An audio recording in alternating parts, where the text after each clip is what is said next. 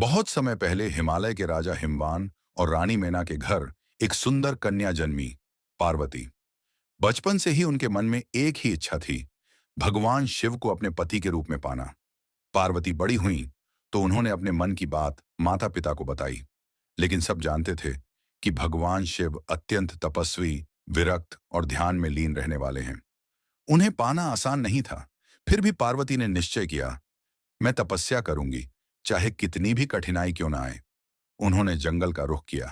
पहले उन्होंने फल खाकर तपस्या की, फिर केवल पत्तों पर जीवित रहीं, और अंत में उन्होंने भोजन और जल तक त्याग दिया।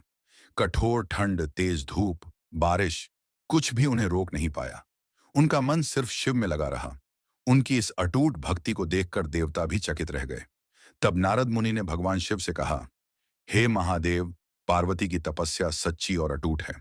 भगवान शिव ने पार्वती की परीक्षा लेने का निश्चय किया। वे एक ब्राह्मण का रूप धारण करके उनके पास गए और बोले, तुम जिस शिव को पाना चाहती हो, वे तो विचित्र वेश में रहते हैं, भस्म लगाते हैं और संसार से दूर रहते हैं। तुम उन्हें क्यों चाहती हो? पार्वती मुस्कुराई और बोली, मेरे लिए शिव ही सब कुछ है। उनका स्वरूप नहीं, उनका हृदय और उनका सत्य मेरे लिए महत्वपूर्ण है।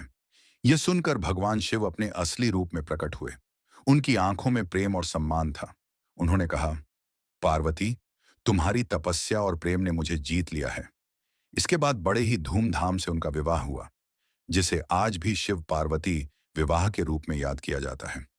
संदेश: सच्चा प्रेम और दृढ़ निश्चय किसी भी कठिनाई को पार कर सकता है।